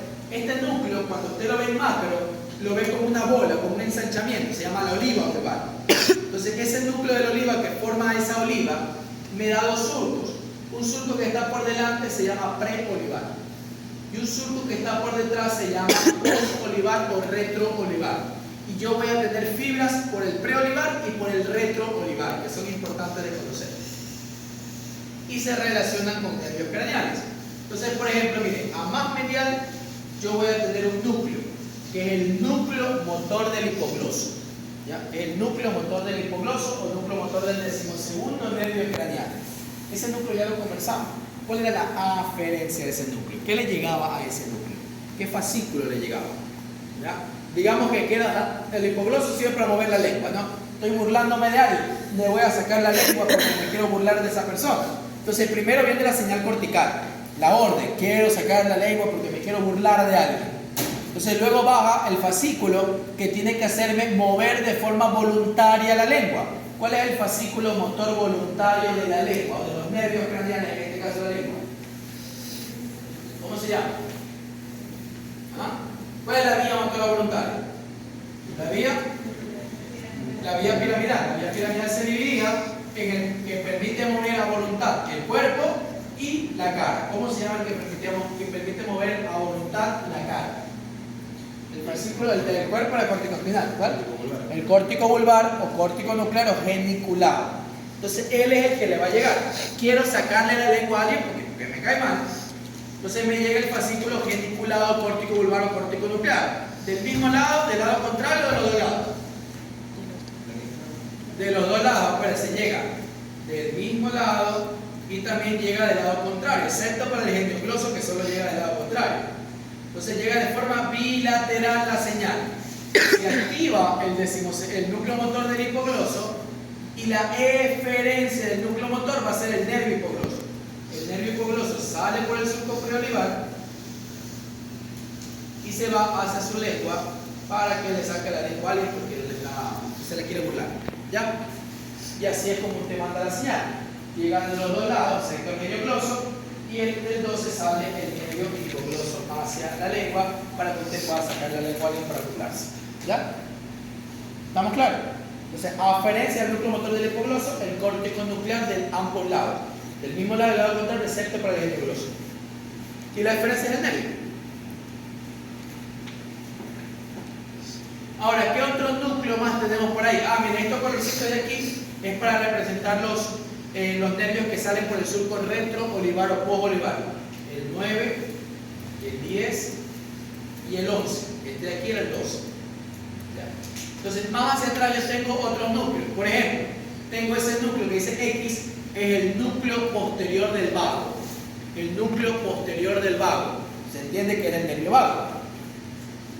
Ese núcleo posterior del vago es el que le da las características autonómicas al vago. Acuérdense usted que cuáles eran los nervios craneales que tenían función autonómica, parasimpática. ¿Lo ven? Yo ya lo digo en una lección. ¿Cuáles son los núcleos que tienen los nervios craneales que tienen función autonómica? 3, 7, 9 y evidentemente 10 porque aquí está el núcleo, ¿no? 3, 7, 9 y 10 tienen función autonómica. Entonces miren como a todos esos nervios hay que buscarle su núcleo. Ya encontramos el primer núcleo de uno de ellos que es del vago. Este es el núcleo autónomo del vago, núcleo posterior del vago se llama. Entonces le da la función autonómica del vago. El vago le da las funciones autonómicas de las vísceras tóraco-abdominales, de los pulmones, del corazón. Por ejemplo, él hace que el corazón lata más lento, produce bradicardia. A nivel de las vísceras abdominales, también tiene que ver con la función parasimpática. Es el que produce el jugo gástrico cuando ya tiene alimentos en el estómago. Es el que produce el peristaltismo cuando ya tiene el alimento en los intestinos. Todo eso está dado gracias al nervio vago, gracias a este núcleo de aquí. Gracias a este núcleo de aquí, manda la señal al nervio vago para que el nervio vago pues produzca, y usted tiene alimento ya en el estómago. Llega la sensación hace unas conexiones que ya vamos a conversar, manda la señal al núcleo posterior del vago y por medio del nervio vago pues hace que se produzca jugo gástrico para que el alimento pues sea degradado. Entonces este núcleo de aquí se relaciona con el nervio vago. Tenemos otro núcleo, el núcleo del fascículo solitario. El núcleo del fascículo solitario, luego veremos que tiene doble función, una gustativa, tiene que ver con el gusto, y otra que es cardiorrespiratoria, tiene que ver con el control cardíaco, el control pulmonar. El núcleo del fascículo solitario es importantísimo para estar vivo. Y hoy vamos a ver cómo el núcleo del fascículo solitario nos puede salvar la vida ante una situación de emergencia. Entonces se va a relacionar con ¿quién? Con el 7, con el 9 y con el 10. El 7 aquí no está porque eso es de puente, parece que 5, 6, 7, 8 es puente. Aquí solo tengo el 9 y el 10. Entonces el núcleo del fascículo solitario se relaciona con el 9 y con el 10. Y por último de estos núcleos tengo el núcleo ambiguo. El núcleo ambiguo, espérese usted, se lo medio nombré. Acuérdense que cuando hablamos del fascículo córtico nuclear o córtico vulvar, él llegaba al desencéfalo, al núcleo motor del tercero, al núcleo motor del cuarto. En el puente, al núcleo motor del 5, al núcleo motor del 6 y al núcleo motor del 7. En el bulbo, al núcleo motor del 12, que ya inclusive lo vimos aquí, ¿no? Cómo llega. Pero también llegaba al núcleo motor del 9, el 10 y el 11. Ellos tres no tienen un núcleo por separado, los tres tienen un núcleo común, que se llama núcleo ambiguo.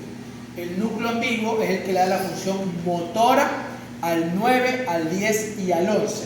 ¿Motora de qué? De la parte digestiva y de la parte respiratoria superior, que sea controlada con la voluntad. La faringe, la laringe y el tercio superior del esófago. Hasta ahí medio puedo tener voluntad. Entonces este núcleo ambiguo es el que nos permite tragar, este núcleo ambiguo es el que nos permite hablar, el del habla. Por eso cuando se daña el paciente tiene disfonía, tiene dificultad para tragar y todo eso.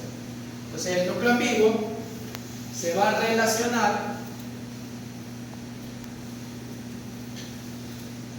con el 9, con el 10 y con el 11. Entonces mire usted aquí cómo van ya dándose nervios craneales con núcleos, ¿no? Por ejemplo, el 9 recibe fibra que relaciona con el núcleo del fascículo solitario y con el núcleo ambiguo. El 10 con todito, con el solitario, con el ambiguo, con el motor del 12. El 11 solamente está ahora con el ambiguo. El 12 con su núcleo, ¿no?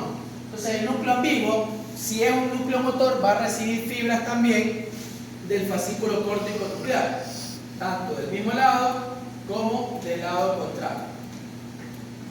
Recibe las fibras del ambiguo. La aferencia sería el fascículo córtico nuclear y la eferencia serían fibras al 9, al 10 y al 11 para nutrir a esos nervios craneales. ¿Estamos claros? ¿Ya? Algo que quiero conversar con ustedes de los núcleos olivares, que son esos que les dije que parecen como unas tripitas. Los núcleos olivares forman un circuito. Mire usted, el núcleo olivar forma un circuito con el cerebelo y con el núcleo rojo. Un circuito olivo-cerebelo-rúbrico. No tiene que decir rubro, olivo, cerebeloso, como usted lo quiera nombrar, pero forma un circuito que tiene que ver con el movimiento, ¿ya? Un circuito de coordinación de movimiento. Por eso cuando se daña o el núcleo rojo, o el cerebelo, o la oliva, se rompe este circuito y provoca unos movimientos anómalos en la lengua, en la úvula. El paciente dice, doctor, me tiembla la lengua.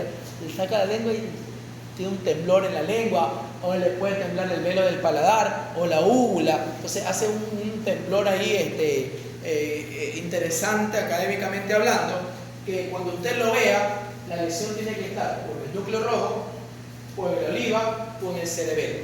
Mire que hay fibras olivo-cerebelosas por el pedúnculo cerebroso inferior, ¿no? Y crea este circuito que es interesante, que fue descrito por Mollaret, por eso lo llaman el triángulo de Mollaret.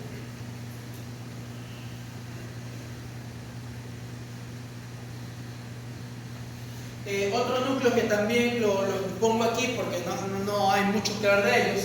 Hay unos núcleos que están alrededor del núcleo motor del hipogloso. Mira, este es el núcleo motor del hipogloso y va sacando su del hipogloso.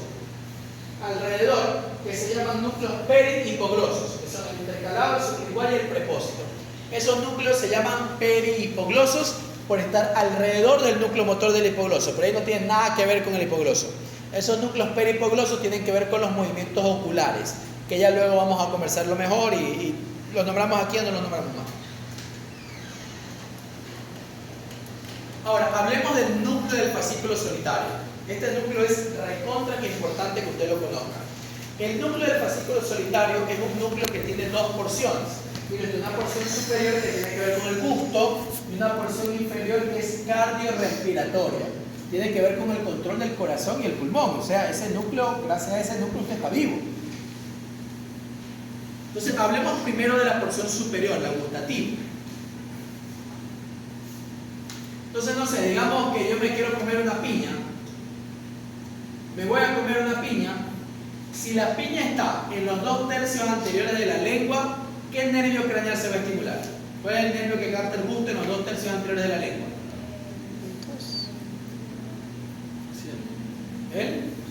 El facial.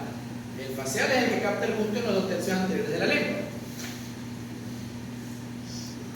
El 7. En el tercio posterior de la lengua, el vago es más atrás todavía. Antes del vago. El glosofaringio, que es el 9. Espérense, si es vago hay glosofaringio. El 9 y el 10 siempre están juntitos. Hay algo ahí. No se nota, pero se nota, pero hay algo de ley ahí. El 9 y el 10 siempre están juntitos. Como esos amigos que usted lo ve juntos y dice algo hay ahí. Así, el 9 y el 10 siempre están juntos. Donde está el 9 tiene que estar el 10. El 9 en el tercio posterior de la lengua. Y más atrás, que ya es la úvula, los pilares, etc., no se coma la pluma. Ya es el 10. ¿Ya? Entonces, cualquiera que sea en donde esté el gusto, va a activar el 7, el 9 y el 10. Acuérdese usted, por su profundo conocimiento de micro, sabe que el receptor del gusto es un quimioreceptor, ¿no? Nosotros los alimentos, a lo que lo masticamos, lo mezclamos con saliva, libera sustancias químicas de ese alimento y eso es lo que estimula el receptor, que es el corpúsculo gustativo, que es el que se va a relacionar con el 7, con el 9 o con el 10 o los 3 a la vez. Entonces, ser 7 con su ganglio, primer estacionamiento neuronal, ser 9 con su ganglio, que sería su primer estacionamiento neuronal, o ser 10 con su ganglio, que sería su primer estacionamiento neuronal, mandan la señal.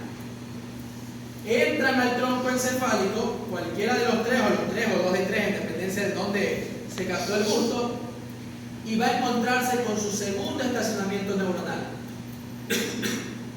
Su segundo estacionamiento neuronal es la parte superior del núcleo del fascículo solitario. Ojo que esa parte superior es importantísima. La parte superior del núcleo del fascículo solitario. Esa es gustativa. Entonces ese sería el segundo estacionamiento neuronal del gusto. De ahí, este núcleo emite un fascículo que se llama fascículo solitario, pero se llama núcleo del fascículo solitario. Y ese fascículo solitario se va al tálamo. Entonces mire usted, ahí está el tronco, aquí estaría el núcleo del fascículo solitario, iría a la parte superior, que estaría aquí, ¿no? La parte superior asciende y va al tálamo. ¿A qué núcleo? El que ya conversamos. ¿Dónde iban las fibras trigémino-talámicas anteriores o fibras falciformes internas secundarias? Al núcleo ventral, póstero, medial del tálamo. Ahí mismito llega. O sea, al núcleo ventral póstero medial del tálamo llega la trigémino-talámica, que luego veremos que forma el lemnisco trigeminal, y el fascículo solitario. Esos dos llegan ahí. Ya cuando damos tálamo, tenemos que conocer al núcleo y ahí le sigo armando la vía al cerebro. Cuando damos cerebro, le digo específicamente dónde llega para que usted ya sienta el gusto de lo que está comiendo, de la piña que pusimos como ejemplo. ¿Está claro entonces el gusto? Primer estacionamiento, segundo estacionamiento y el tercero que será el núcleo ventral póstero medial del tálamo. Hasta aquí llegamos con fascículo solitario. Ahora, la parte inferior.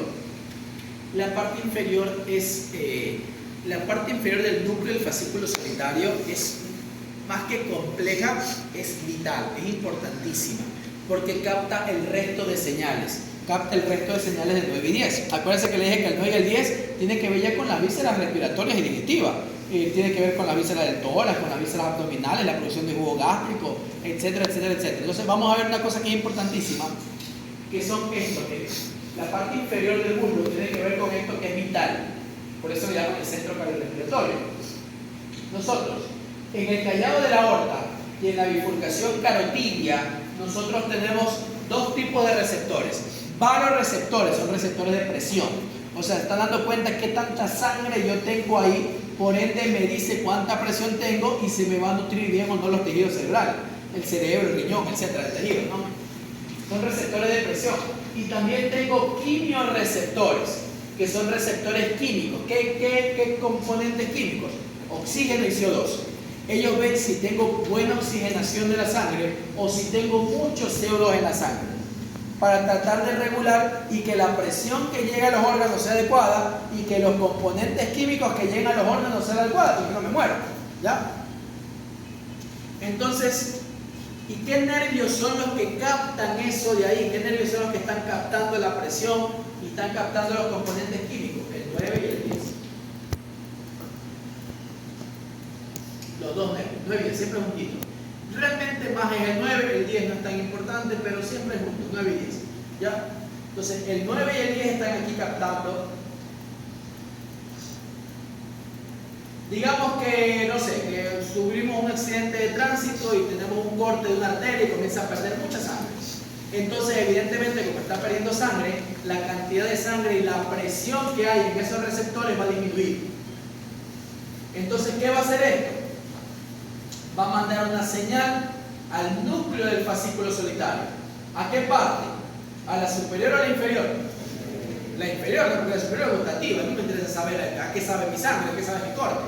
No tiene nada que ver el gusto aquí. Entonces me va a la parte inferior. Entonces el núcleo del fascículo solitario capta que hay poca presión. Él es sensitivo. ¿Qué va a tener? Él tiene que buscar la forma. No puede reponer la sangre, porque eso lo hacemos nosotros, los médicos. ¿Ya? No puede suturar el vaso que está roto, eso lo hace el médico. No puede hacer eso el núcleo del fascículo solitario. ¿Qué es lo que tiene que hacer? Tiene que, por ejemplo, estimular que se produzca más glóbulo rojo, que eso es un poco más complejo. Pero ¿qué es lo que hace? Lo que va a tratar es de que haya vasoconstricción para que la poquita sangre que está circule más rápido por el cuerpo. Y esa vasoconstricción se suma a que aumente la frecuencia cardíaca, para que el corazón, la poquita sangre que llegue, la bombee más rápido para que recircule hasta que el médico pues, pueda hacer que eso se corrija. ¿Ya? Entonces el núcleo del fascículo solitario tiene que hacer una respuesta motora. El núcleo del fascículo solitario que es sensitivo, lo sensitivo, acuérdense usted que no se conecta con lo motor de forma directa, necesita de una interneurona. ¿Dónde está la interneurona? En la sustancia reticular. Entonces mire cómo la sustancia reticular a cada rato comienza a aparecer. Entonces, ¿qué es lo que hace? El núcleo del fascículo solitario manda una señal a la sustancia reticular para que por favor busque a alguien que le produzca vasoconstricción. ¿Qué sistema nervioso produce vasoconstricción? ¿El simpático o el parasimpático? El simpático. ¿Dónde está el simpático? ¿A qué nivel medular? De T1 a L2. Entonces, mire, de aquí él me manda la señal a la médula entre T1 y L2 para que se estimule el sistema nervioso simpático y el sistema nervioso simpático va a responder produciendo vasoconstricción y aumentando la frecuencia cardíaca. Entonces un paciente que usted ve con la presión baja, usted le toma la frecuencia cardíaca de 80 a 100, que es lo normal, tiene 200, 220, 180. ¿Por qué? Porque está tratando de compensar esa poca sangre que hay porque la está perdiendo, el corazón late más rápido para que recircule esa sangre más rápido. ¿Ya? Entonces mire usted como la taquicardia, el aumento de la frecuencia cardíaca, me indica que el sistema nervioso está tratando de compensar esa pérdida de sangre. Entonces por eso siempre es importante saber si el sistema nervioso está compensando o no, porque también puede existir otra causa, ¿no? Que se esté dañando el sistema nervioso simpático. No sé, tuvo un accidente y se fracturó la columna y se dañó la zona donde está el sistema nervioso simpático. Entonces ahí tampoco va a haber la presión arterial, ahí también la presión va a bajar, porque no va a haber fuerza, porque el sistema nervioso simpático es el que controla eso. No hay fuerza. No hay fuerza que me esté provocando, que me esté nutriendo los tejidos. Entonces, imagínese usted, si el que está dañado no es un sangrado lo que tiene el paciente, sino que lo que pasa es que está dañado el sistema nervioso y por ende no puede compensar y no puede elevar la presión. Y yo hago el tratamiento normal cuando alguien pierde sangre, que es ponerle sangre, etc. Imagínese usted qué va a pasar. Si yo tengo un sistema nervioso cansado, porque está dañado, no tiene fuerza, y le meto sangre, estoy sobrecargando, como que usted estuviera haciendo ejercicio, ya no puede más y le meta más peso. Entonces no, cuando yo tengo una presión baja, o mi paciente tiene presión baja, yo tengo que buscar dos posibles causas. Causa número uno, lo más probable, que esté perdiendo sangre y que por ende el paciente se le baje la presión. Pero causa número dos, que sea el sistema nervioso simpático. Y como se el sistema nervioso simpático y él es el que eleva la presión arterial, o sea, sí tengo sangre, lo que no tengo es fuerza para que esa sangre circule. Entonces tengo que buscar la diferencia, porque si no tengo sangre, tengo que ponerle sangre. Pero si sí tengo sangre y lo que no tengo es fuerza, porque el sistema nervioso simpático está dañado, no le puedo meter sangre a alguien que no tiene fuerza porque lo termino de rematar. Entonces, ¿cómo yo puedo saber si la presión baja es porque está perdiendo sangre o porque el sistema nervioso está dañado? Porque tengo que ver la compensación. Usted sabe que si el sistema nervioso está bien, él va a compensar aumentando la frecuencia cardíaca. Entonces, si tengo la presión arterial baja y la frecuencia cardíaca está alta, quiere decir que el sistema nervioso está bien, está compensando. Por ende, ¿qué es lo que falta? Sangre, le meto sangre. Pero si yo tengo la presión baja y la frecuencia cardíaca también está baja, quiere decir que el sistema nervioso es el que está fallando, porque no tiene fuerza para compensar. Entonces no le puedo poner sangre, porque sangre sí tiene. Lo que tengo que hacer es darle fuerza, le meto fármacos para estimular al sistema nervioso simpático para que me vuelva a circular esa sangre que está presente. Entonces siempre yo tengo que ver si el sistema nervioso compensa o no, porque si no está compensando, la causa es otra. Y si sí está compensando, la causa no es el sistema nervioso. ¿Está claro? ¿Ya? Ahora hablemos de los quimiorreceptores. ¿Qué pasa, por ejemplo, en las famosas apneas del sueño? Personas que cuando duermen, por la causa que sea, dejan de respirar, ¿ya? O respiran poco. Entonces, ¿qué sucede ahí? Entonces ahí lo que va a pasar es que como no respira mucho, se va a acumular el CO2, ¿ya? Que es una sustancia que no es correcto que esté elevado. Lo que tenemos que tener oxígeno. El oxígeno es el que permite nutrir los tejidos. Entonces, en los quimiorreceptores, en cambio, ahora yo voy a tener aumento de CO2. ¿Quién es el que va a captar eso? El 9 y el 10. Lo capta, su primer estacionamiento será el ganglio sensitivo, o del 10 el ganglio sensitivo, y de ahí manda la señal a qué parte del núcleo del fascículo solitario, superior o inferior. Inferior, ¿no? La parte inferior. Asimismo, el neurona tiene que provocar una respuesta, tiene que hacer que el paciente respire, ¿ya? Porque está respirando poco y se está acumulando CO2 y va a morir. Entonces él tiene que conectarse con un motor, no lo puede hacer de forma directa, necesita una interneurona. ¿Dónde está la interneurona? En la sustancia reticular. Entonces el núcleo del fascículo solitario manda la señal a la sustancia reticular y de ahí, por ejemplo, se va a la médula cervical, porque entre C3 y C5 está el núcleo motor central que permite el nacimiento del nervio que va a permitir la función del principal músculo de la respiración, que es el diafragma. ¿Cómo se llama ese nervio? El nervio frénico. Entonces estimula el frénico para que el paciente comience a respirar. Si se no respira porque está dormido, la sustancia reticular manda la señal al cerebro para que el paciente se despierte y el paciente se despierta y comience a respirar. ¿Ya? O puede ser que diga, no me sirve, está despierto, tengo el diafragma pero no me sirve, manda la señal más abajo, entonces estimula a la musculatura accesoria, comienza a respirar ya con los intercostales, con el supraclavicular, con el infraclavicular. Ya, y si usted ve que se está cansando, usted dice, es porque te está compensando, ¿no? El sistema nervioso está compensando, me está mandando señal, sustancia reticular lo despierta, me estimuló ya el frénico, me estimuló los intercostales, pero se está cansando, no hay que intubarlo.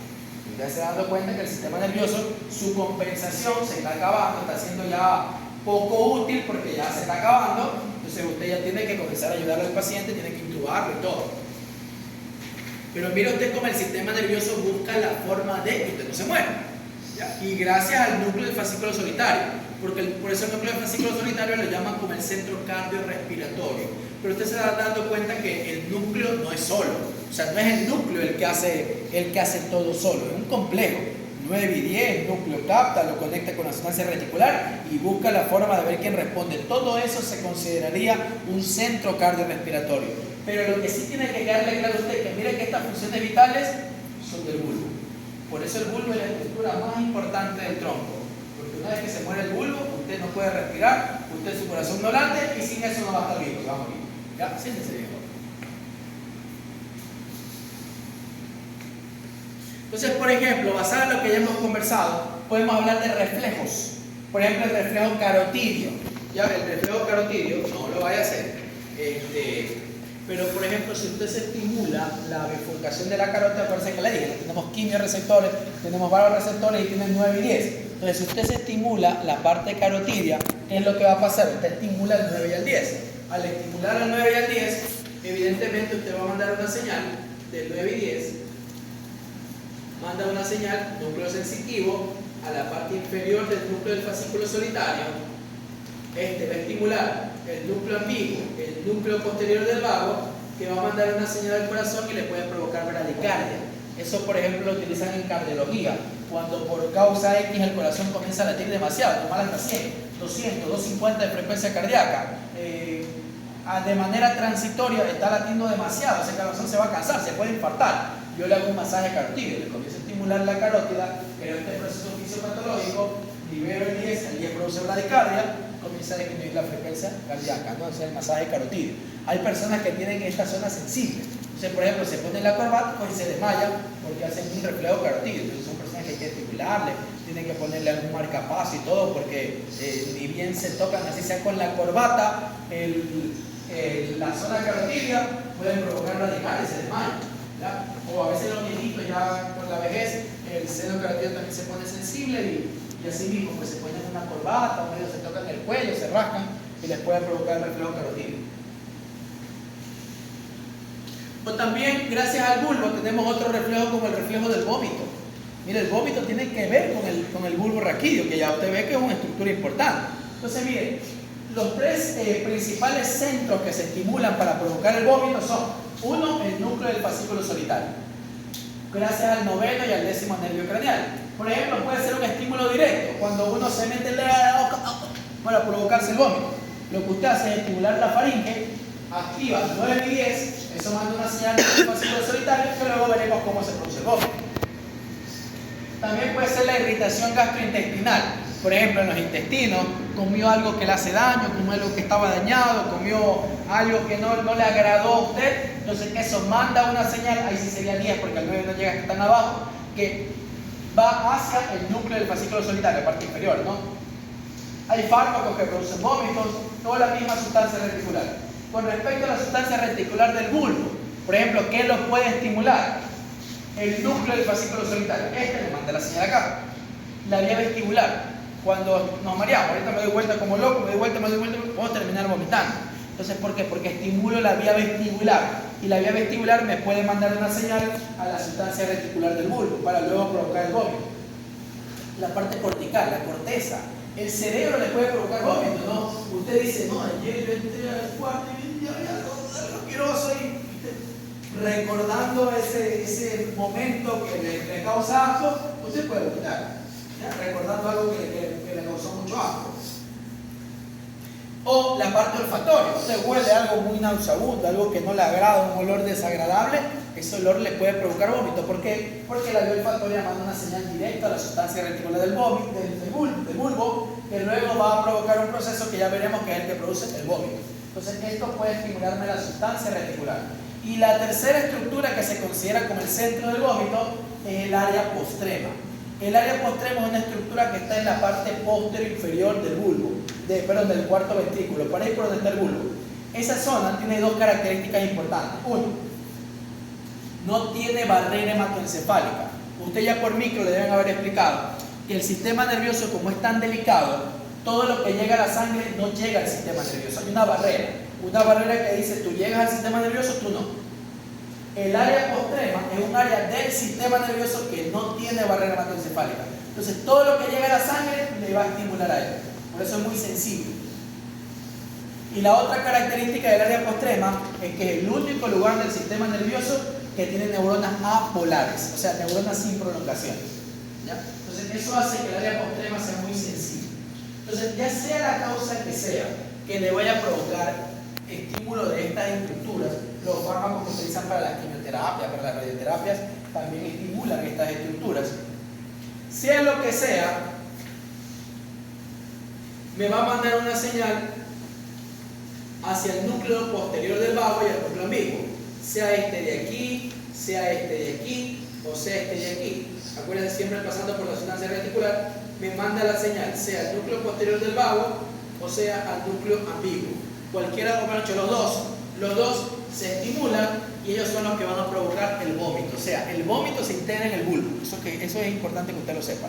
El vómito es gracias al bulbo.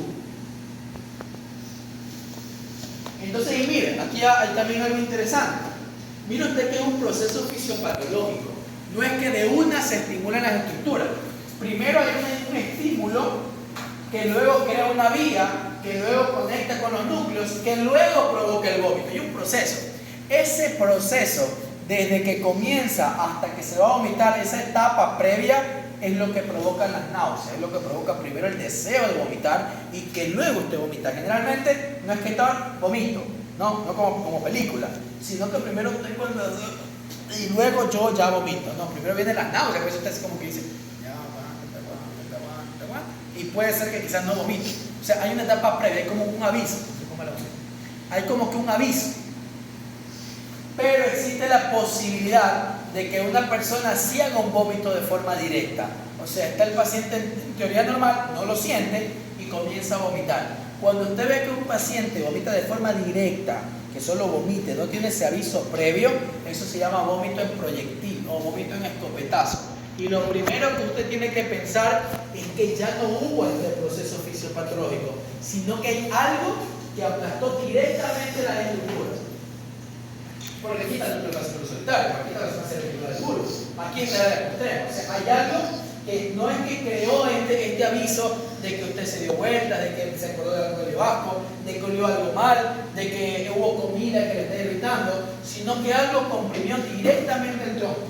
Se llama vómito en proyectil. Entonces, cuando usted tenga un paciente con un vómito en proyectil, usted dice que ese paciente no tuvo ese proceso fisiopatológico. O sea, algo tiene que haber dentro de la cabeza de él que le está provocando el vómito. Y eso es grave. ¿Ya? Eso puede indicar que el paciente tiene un tumor, una hemorragia, un infarto dentro del cerebro que le está comprimiendo de forma directa. Por eso cuando nosotros tenemos pacientes con sospecha de patología del cráneo, por ejemplo un accidente de tránsito, se volcó, el paciente salió despierto, todo normal, conversando, todo un accidente, pero gracias a Dios yo estoy bien. Pero el paciente le comienza a vomitar, usted dice, uy, eso es un signo de alarma. ¿Por qué? Porque puede ser que, es verdad que él está bien, pero tenga alguna lesión que está ahí creciendo, se está comprimiendo esta zona y le está provocando el vómito. Y acuérdense que está en el bulbo, que aquí está el centro cardiorrespiratorio. Entonces, en cualquier momento, ese paciente que está bien se me puede morir. Tengo que hacerle una tomografía. Yo le hago la tomografía y veo que tiene una hemorragia. ¿Por qué está consciente y conversando? No lo sé, pero lo que sí sé es que se va a morir si es que no le hago algo. Porque ya me está provocando algo, me está dando un síndrome o una sintomatología de que me está comprimiendo directamente las estructuras del bulbo y que ahí cerquita está el centro cardiorrespiratorio. Entonces puede ser que él hable y luego haga una parada respiratoria y se muere. Y eso sí puede pasar. No todo paciente que le lleva usted conversando y riendo y bromeando siempre va a salir vivo. Por eso usted tiene que estar atento. Tiene que estar atento y signos y cosas que uno ve que le indican a qué paciente hacerle tomografía, a qué paciente no. ¿Ya? ¿Estamos claros? Y otro reflejo que es del núcleo del fascículo solitario es el reflejo tusígeno, el reflejo de la tos.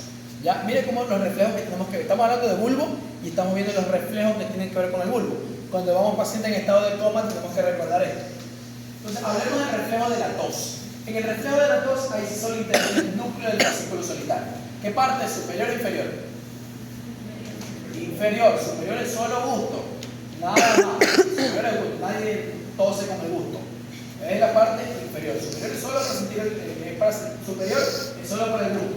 Entonces el resto, lo vital, bueno, que comenta bien vital, pero lo vital es de la parte inferior del núcleo del fascículo solitario. Entonces miren, el núcleo del fascículo solitario, gracias al 9 y al 10 siempre juntos, podemos hacer estímulos, por ejemplo, estímulo directo. Como usted ya está viendo, ¿no? El bulbo tiene que ver con todos estos reflejos. Entonces, por ejemplo, si yo quiero saber cómo está el bulbo, a veces nosotros le provocamos estímulos de la tos al paciente.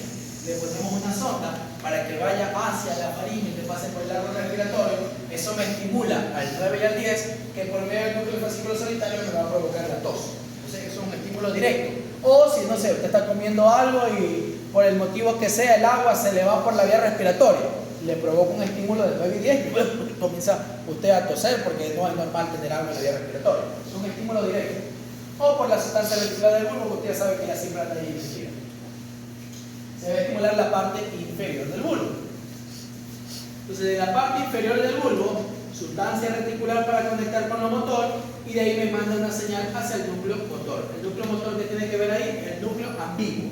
Ahí sí, no el núcleo posterior. O en el vómito es núcleo ambiguo y núcleo posterior del vago. Aquí en la tos es solo el núcleo ambiguo el que responde porque es vía respiratoria alta. El núcleo posterior del vago va más abajo. El núcleo ambiguo se queda acá arriba. Entonces, por eso es solamente el núcleo ambiguo y él es el que provoca la tos. Como un mecanismo de defensa. Entonces, miren cómo la parte inferior del núcleo del fascículo solitario es importantísima. Por ejemplo, digamos, tengo comida en el estómago, llega la comida, tiene que producirse el jugo gástrico y todo. Entonces, mire, llega la comida, acá abajo solamente está el 10, antes está el 9. El 10 es el que lo capta. Núcleo sensitivo se va a la parte inferior del núcleo del fascículo solitario, que es sensitivo, y ya le dice, hey, tengo comida aquí adentro. Tengo comida aquí adentro. Entonces, ¿qué es lo que tiene que hacer el núcleo del fascículo solitario? Manda la señal por la sustancia reticular del bulbo y de ahí, por ejemplo, manda al núcleo posterior del vago. Y el núcleo posterior del vago, que es motor parasimpático, hace que produzca jugo gástrico. O lo mismo con los alimentos, ya están en el intestino. El día le manda la señal por el núcleo sensitivo a la parte inferior del núcleo del fascículo solitario, o el motor manda la señal al núcleo posterior y aumenta para que haya peristaltismo, ¿no? O los pulmones se colapsan, ¿ya? Entonces manda la señal al vago y le dice, el núcleo del fascículo solitario, el pulmón ya está colapsado, estimula la respiración para que entre aire, el pulmón se expande, lo siente el décimo le dice, hey, núcleo del fascículo solitario, ya el pulmón está expandido, manda la señal para que bote el aire, entonces manda la señal al nervio frénico para que comience a estimular. O sea, el núcleo posterior del vago y el 9, cuando estamos un poquito más arriba, tienen mucho que ver con todos estos movimientos involuntarios de la vísceras, ¿ya? Te voy a tomar la lista y le vamos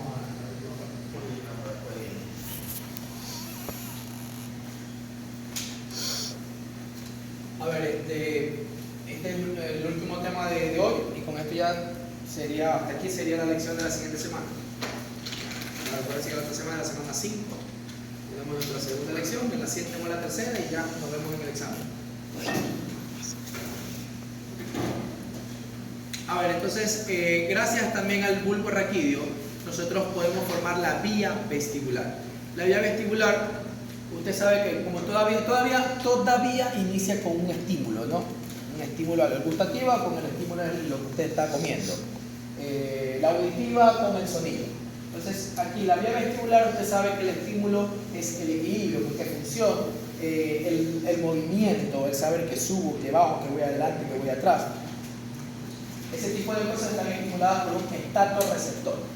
Usted ya por sus profundos conocimientos de micro tiene que haber visto lo que es la mácula y la cresta, que son los receptores. Entonces, eso es lo que provoca el estímulo. No sé, cuando estoy en un ascensor, voy subiendo, lo siento. Tengo la sensación de que voy subiendo sin necesidad de ver. Eso yo lo puedo saber. En un vehículo estoy avanzando, yo lo puedo saber. O el equilibrio, el simple hecho de caminar, no caerme para un lado ni para el otro, eso es equilibrio, es una vía vestibular constante. Entonces, eso estimula el receptor. Acuérdense, como la vía vestibular es sensitiva, va a atravesar por medio de un ganglio esa señal. O sea, la señal está llegando a través de un ganglio que sería su primer estacionamiento neuronal. Y ese ganglio que está ahí con amarillo sería el primer estacionamiento neuronal de la vía vestibular. Y después ya ingresa al tronco encefálico, ya ingresaría como nervio vestibular. O sea, esta sería la porción vestibular del nervio vestíbulo coclear, la serie del nervio que está ingresando. por el conducto auditivo interno, que usted vio en macro 1, creo que le llaman ustedes anatomía, que cuando vio usted el hueso temporal, que por dentro está el peñasco y tiene el conducto auditivo interno, esta fibra la está entrando por el conducto auditivo interno. Entonces esta fibra entra al tronco encefálico a buscar su segundo estacionamiento neuronal. El segundo estacionamiento neuronal es un complejo de núcleos que se llaman núcleos vestibulares. Son 4, superior, inferior, lateral y medial. Pero en general son los núcleos vestibulares. De estos núcleos vestibulares de aquí, es decir, la principal aferencia que tenemos hasta ahora es el nervio vestibular. Entonces, al núcleo vestibular lo que le llega es el nervio vestibular. ¿Qué más le llega al núcleo vestibular? Le llegan fibras del cerebelo.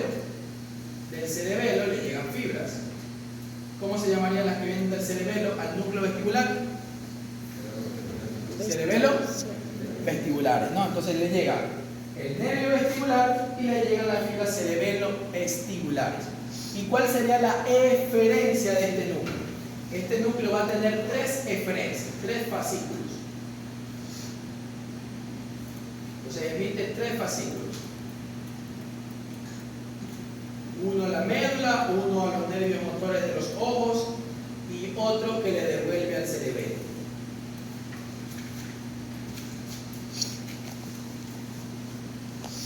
Entonces la eferencia de estos núcleos vestibulares son 3 fascículos.